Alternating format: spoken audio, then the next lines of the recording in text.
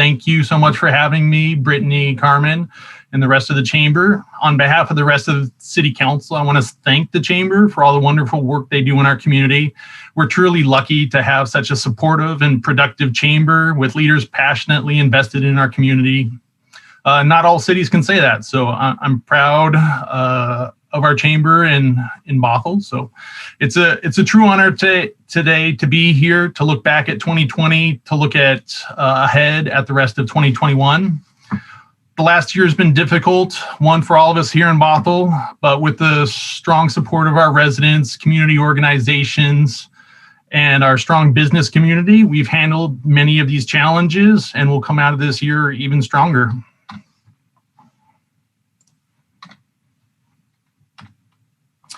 So today, both myself and interim city manager Aaron Lenhart will update you on our last year, a year that might be the most challenging year in our community has ever been through, definitely in my lifetime. We'll talk about the progress we made on city council goals. We'll discuss our COVID response and how the pandemic impacted us.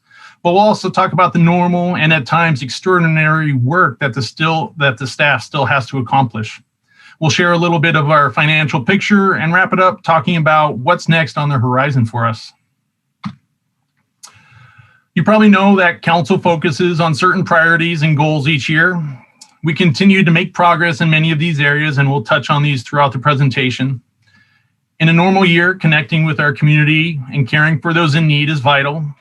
That was even more critical this last year, a year that saw an unprecedented pandemic, civil unrest, and for us, the unfortunate and tragic loss of two first responders, firefighter Kirk Robinson and Officer Jonathan Shoup.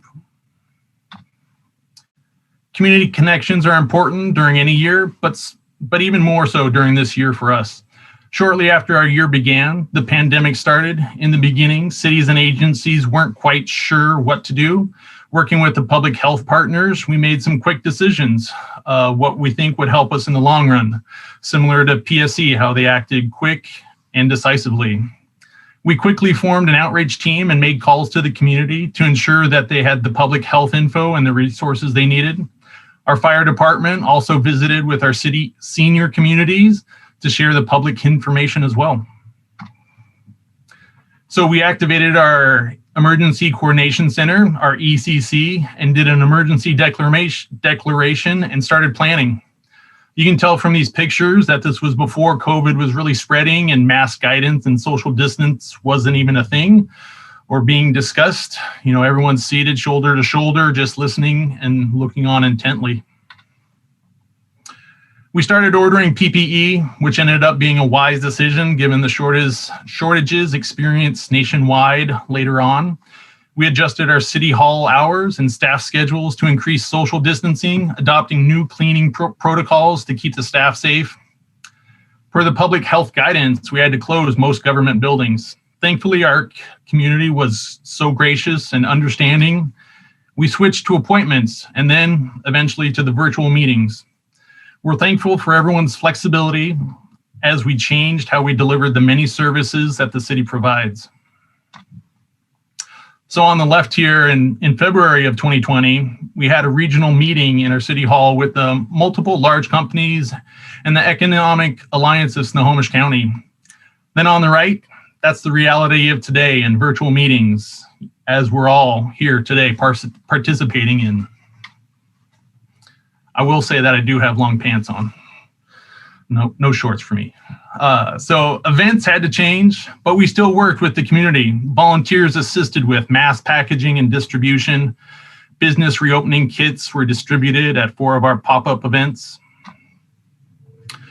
We pivoted to virtual programming. Parades and online activities were the new norm.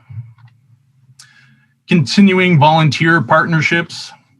We could still be outside, do what we could for the community. Throughout the year, we had to find ways to connect. Police officers and firefighters participated in over 20 birthday parades. Public Works held a grand opening virtually of our new pedestrian bridge. We were honored to have Martha Rosca as the first resident to cross, as you can see here. If you haven't visited the new bridge, I highly encourage you to go out for a walk. walk across it. Just this morning, I spotted a beaver swimming by in the river beneath. As the nation experienced civil unrest, we saw marches, protests, and rallies in Bothell, in Bothell as well. Police met with local activist groups, members multiple times concerning police reform. Our police department stood with civil protesters throughout the city multiple times. Traffic control and support for marches, protests, and rallies. Having an already incredibly difficult year, we then lost Officer Shoup. This was so very difficult for the Bothell family. The support and love our community and businesses showed to the entire police department and staff was remarkable and helped us heal. I know I was emotionally moved when I visited the plaza and saw the cards, the flowers, and the outpouring of emotion by our community. We always hear about Bothell community, and during this time, we truly witnessed this community coming together. So community engagement was still a priority this last year. It just looked a little different. We did several open houses and more than 50 virtual events, games, or sessions. Something positive to come out of this: we can do virtual events. We can do hybrid events. So moving forward, we hope more of our community can participate, even with the busy schedules. I think in our last meeting, Brittany brought up that through the polls and surveys that the chamber has done, there's a significant interest in the hybrid aspect opportunities we have with such busy lives, jumping from meeting to meeting. It offers us that availability of being at back-to-back meetings miles apart. So on the left, January 2020, we had a Canyon Park open house just before COVID. And again, on the right, here we have virtual meetings. Just want to say, as always, don't forget that mute button. Everybody's been stellar today, so that's great. So closely related to community connections, our community health and service needs were so important. We were proud to see Bothell community take care of each other. The North Shore Senior Center stepped up with their community service and took care of seniors, families, and the city. We see the work that the North Shore Schools Foundation, the Rotary, and the Chamber are doing in our community, just to name a few. We partnered with the Senior Center to disperse $384,000 in CARES Act dollars directly to residents for assistance. City Council agreed to provide professional and administrative services on behalf of the North Shore Parks and Recreation Service Area, the NPRSA that owns the Senior Center's facilities. So that results in the Bothell staff working alongside the North Shore Senior Center staff on the repairs that are desperately needed. And once again, thank you for Councilmember Dembowski for this. I believe he was an integral part in that levy that was making these repairs possible now. So some of these projects include a new roof, HVAC replacement, new siding, new windows, and many more. It's a great building, but it does take maintenance and upkeep. So we're excited to have this opportunity and those funds available to us. So we established and received $780,000 in grant funding through the King County's Mental Illness and Drug Dependency Program, MID. So we hired the Radar Navigator Manager and 2 new navigators. So short-term assistance was provided dollars, and we still move forward on larger affordable housing, which is an issue that is challenging everywhere within our region, not just our city. So we adopted mandatory affordable housing provisions in the Canyon Park sub-area plan. Lot A is under agreement with an affordable housing developer to build a 54-unit affordable housing project. And we have affordable housing is important to our community well-being, much like public safety. As we touched on earlier, our police department has had a challenging year as well. Through that, we're still able to become reaccredited. We had 57 officers trained in policies and protocols on domestic violence and violence protection orders. All the frontline officers completed crisis intervention training. The city continues to implement new services made possible by the 2018 voter-approved Safe and Secure Levy.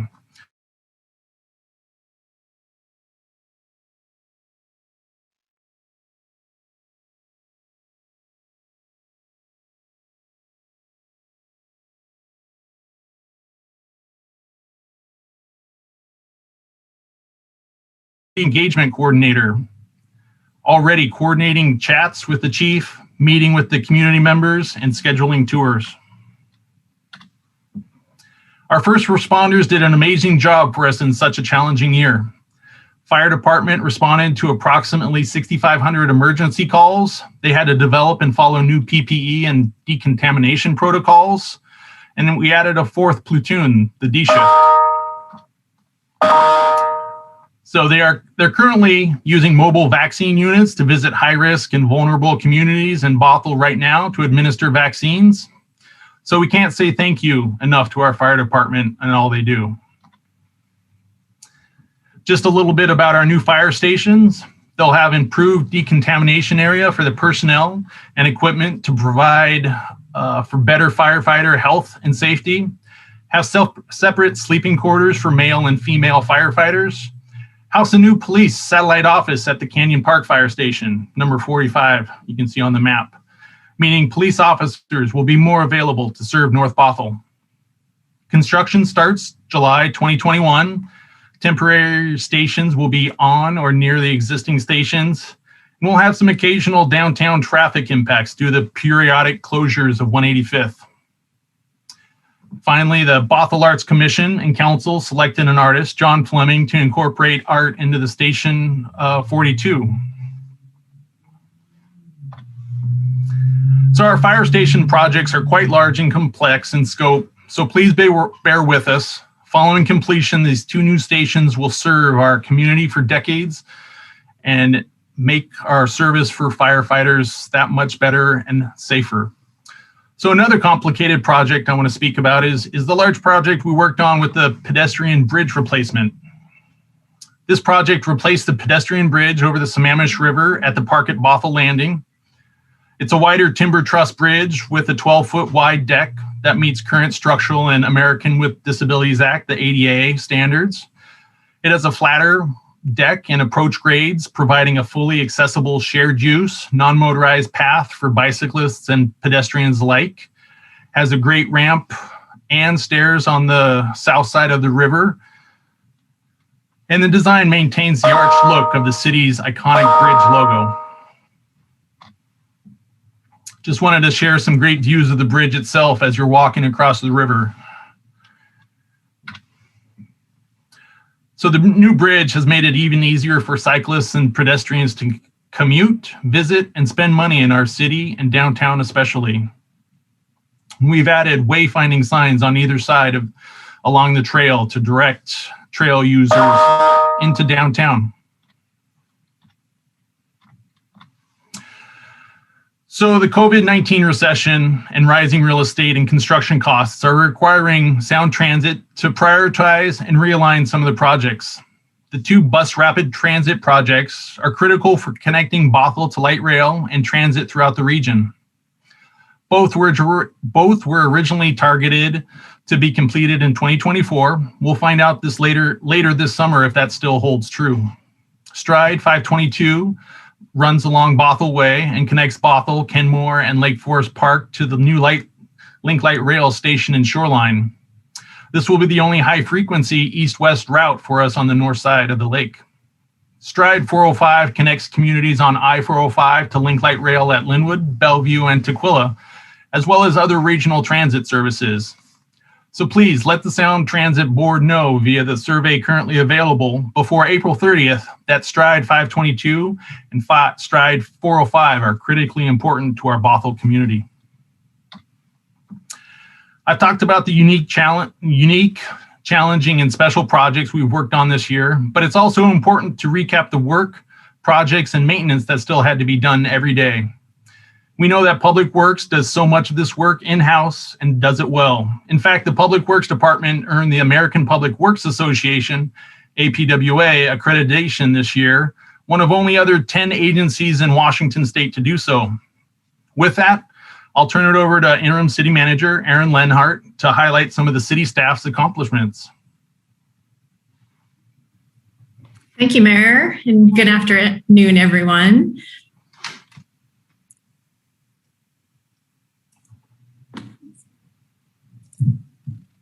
So just to harken back, how many of you remember January 2020? I know I didn't until I looked, we started this presentation. So back in January of 2020, our year kind of started off with sort of normal activities.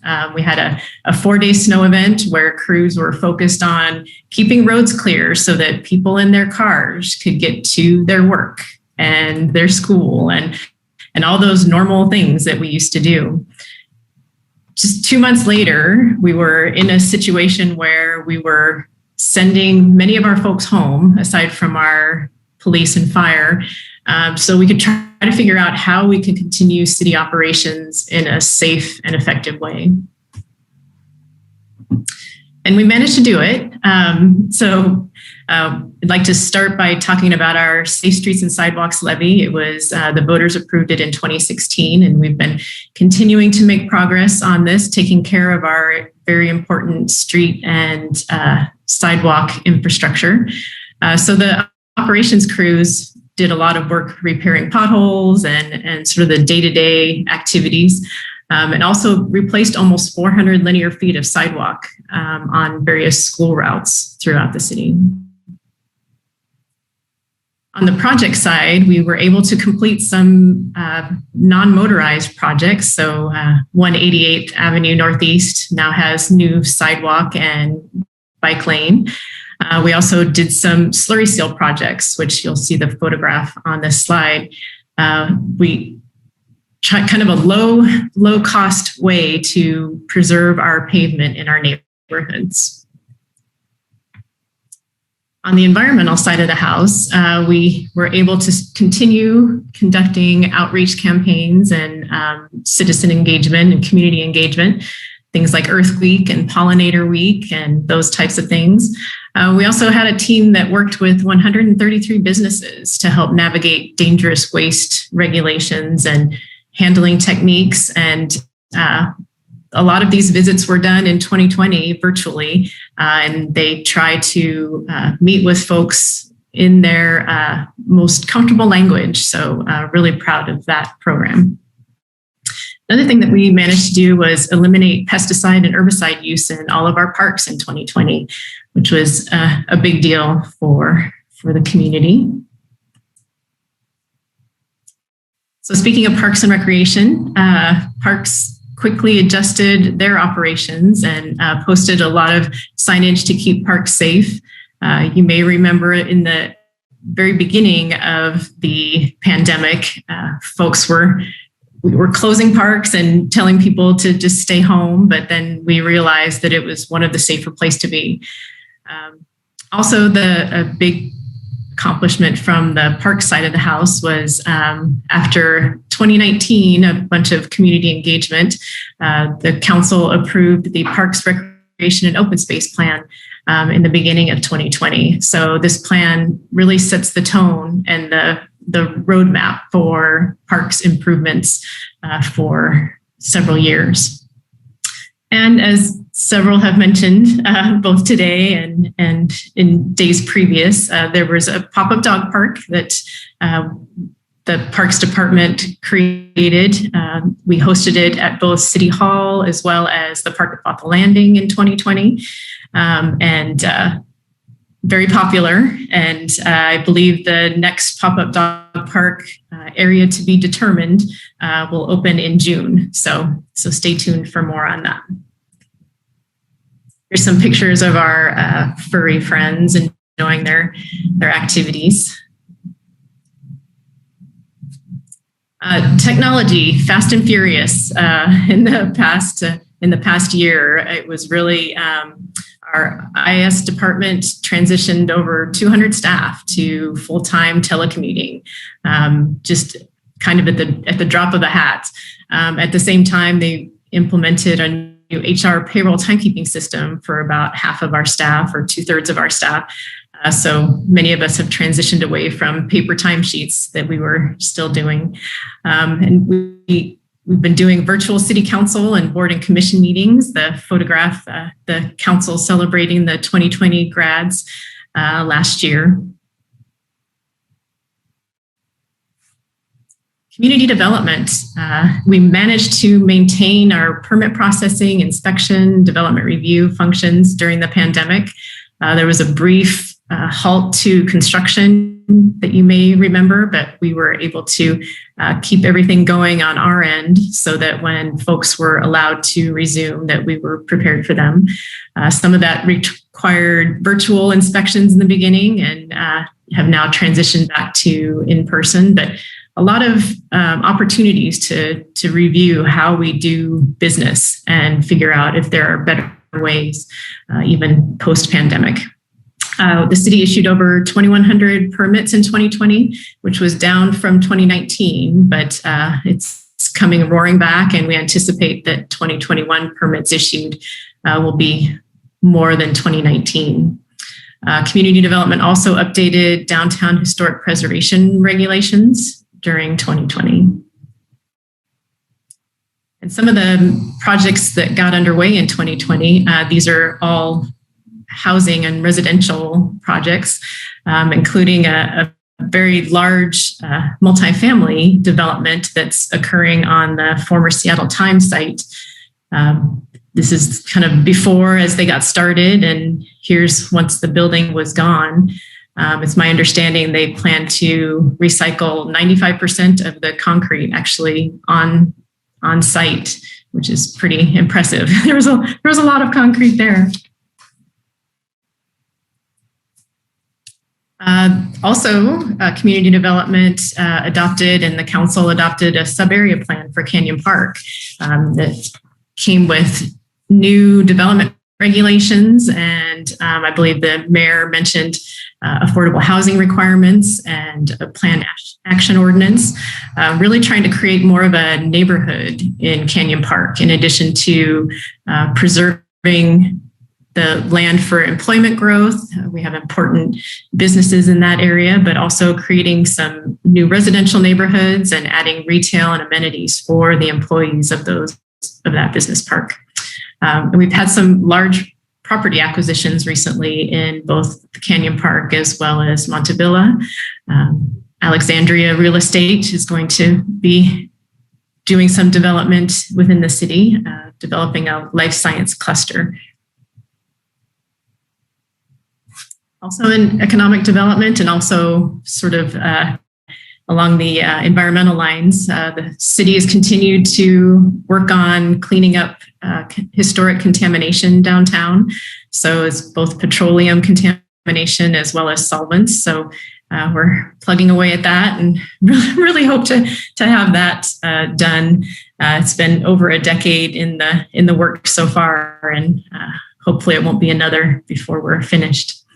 Block D in downtown, it's one of our gateway properties. It's a city surplus property, and we have a mixed use project currently in permit review. We also had a robust tourism program somehow in the last year. And the mayor mentioned Sound Transit 3, bus rapid transit, that the city is partnering with Sound Transit and hopes to bring to fruition in the next 5 years. Business COVID support. So the city responded very quickly and recognized that the pandemic was going to have a significant impact on our businesses. And the support came in various forms, some of it through our economic development manager, Jeannie Ash. The city distributed almost $500,000 in cash grants and PPE supplies to businesses. We also temporarily suspended expiration of permits that were already in the works. And we also advocated for restaurants to ensure that restaurant delivery fees were fair. We also closed a block of Main Street. And this closure, the council just extended this to October 3rd at their last meeting. So closed this so that businesses could spread out a little bit and get a little more elbow room and create some additional outdoor dining and recreating space for their customers when indoor restrictions are so tight. We also are temporarily allowing use of required private parking for outdoor dining. And we've also really tried to create processes for folks to make the interface with the city easier, knowing that they were having challenges elsewhere. So pandemic financial impacts actually on the city itself. City leadership recognized very early that we needed to take swift action because of our low reserves and not knowing what was going to happen and how long it was going to last. We anticipated impacts to our various tax collections, some of them sales tax, real estate excise tax, and our utilities revenue, as well as lodging tax. Some of the measures that we took, we did furloughs for most non-public safety personnel for a few months in the beginning. We also had to eliminate 15 positions through layoffs, and we froze all discretionary positions that became vacant. We also had an organization-wide call to reduce spending where possible. And the organization responded really well, and we ended up saving more than $2 million from those various actions taken early. We also received CARES Act funding to help us with our response costs, which were significant, and particularly in the beginning. And the overall revenue disruptions, fortunately for the city at least, were relatively short-lived. So the conclusion is that our financial health is good. We're stable right now. Now I will hand it back to the mayor. Thank you.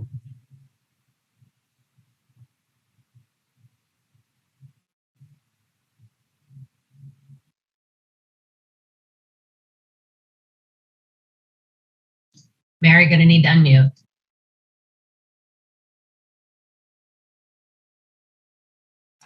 Yep, I was just saying that to myself, and I even said it in the presentation already, that darn mute button.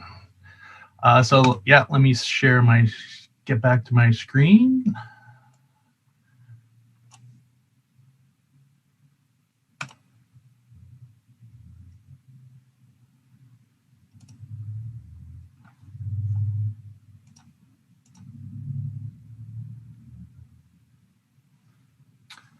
So can you see the what's next? All right. Thanks, Aaron. So state legislation is requiring us to move to the state's online business licensing portal, but the state system can't accommodate our complicated licensing fee structure. So over the summer, staff will be advancing legislation for council consideration that simplifies our licensing fee structure. So the staff effort will include resources for businesses to help them understand the new structure. So more to come on that. So the new monthly financial dashboard will be unveiled in May. And then once unveiled, the financial dashboard will be updated and posted to the website monthly. So financial challenges have been well documented over the past couple years. In the fall, staff will advance this topic in a discussion of the options to address those challenges with City Council.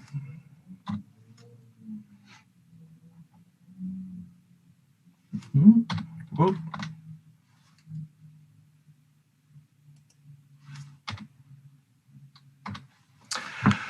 All right, so the pop-up retail market is mentioned earlier, but we're creating a program to support small businesses and entrepreneurs in Bothell to have a brick and mortar, or in this case, a wood and timber presence, giving retail space in temporary sheds in downtown Bothell.